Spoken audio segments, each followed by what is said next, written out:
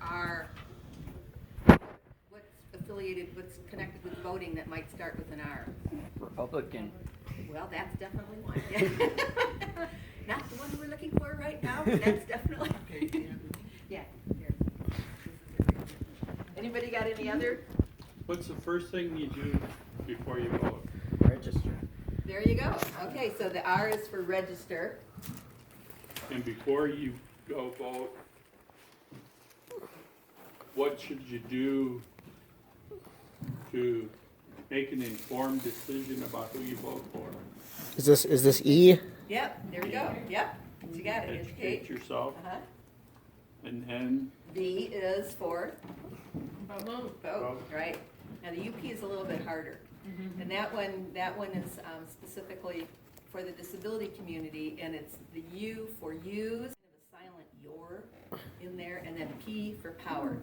So it's register, educate, vote, use your power. Make the disability vote count. Nice. How many of you are registered already? Not yet.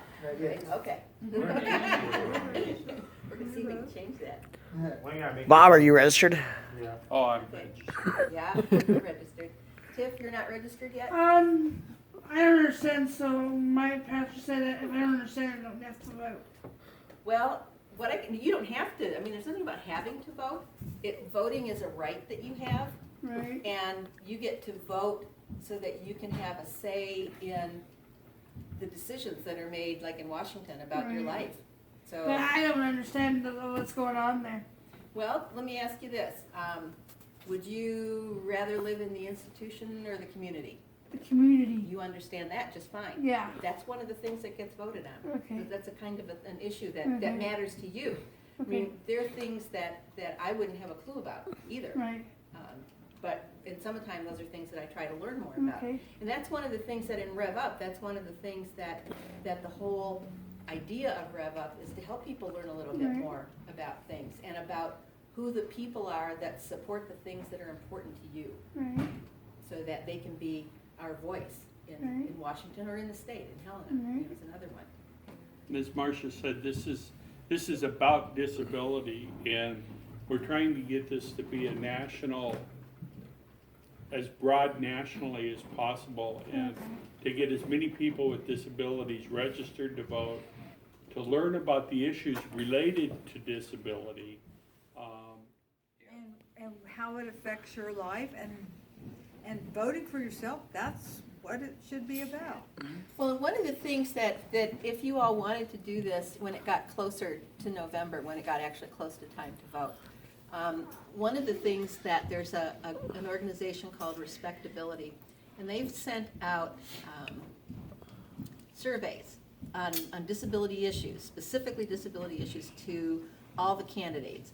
Only a few of the candidates have returned them, but if you wanted to, when it got close to November, we could come and we could go through that and the different answers. We could look at, you could pick out even certain questions that were important to you, and we could see what each candidate had to say.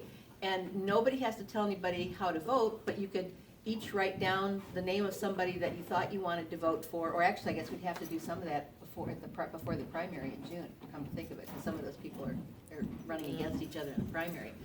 And then you could take that with you to vote if you wanted, and then you'd have the name there to help you remember if you needed that. Or they have, the newspaper puts out practice ballots, don't they? We usually get those, and sometimes we'll go through and we'll mark the practice ballot so that when we go into the voting booth, we take the one from the newspaper where we already put down for sure who we wanted and what we wanted, and then it just goes real fast.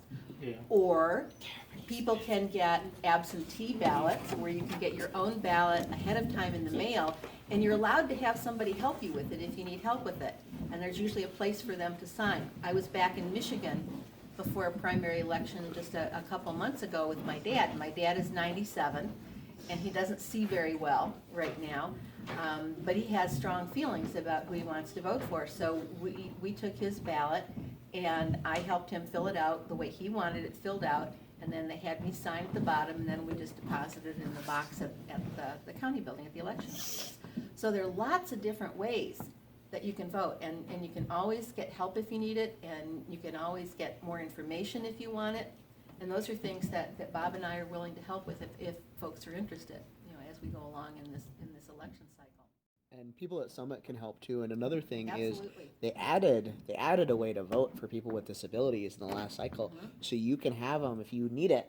Like if you need your computer to help you fill it out, you can have it email. You can sign up for that and have it emailed to you, and then click, you know, and Vote fill it on out the way you want, and then you still got to print it and mail it back. But that would be a Well, way, I we mean, could- you could do that and print those here if you wanted. Yep. And you could do that where, you know, in a place where you felt comfortable, where you don't feel nervous going, you know, if you felt nervous going to the polls, you know, with all the people there and waiting in line, or if waiting is not easy for you to do, and you just want to do something, you know, that's a little less stressful, and just, you know, a little easier to do and more comfortable. So there are lots of choices that you have, lots of choices. And And oh, just a personal feeling on my behalf, while I think that all of these options are good, I think whatever increases the access for people to vote, I think that it's still good if we can to go out and vote, because I just feel it's good to be seen at the ballot So that the boxes. community knows we're So, there. yeah, people see us out there and know that we are voting. One of the other things that we wanted to let you folks know, just, again, it's just another thing you could do if you wanted to. Justice has lists of all the things that, if you go out to vote at the polling place, he's got checklists of things that every polling place is supposed to have to be accessible.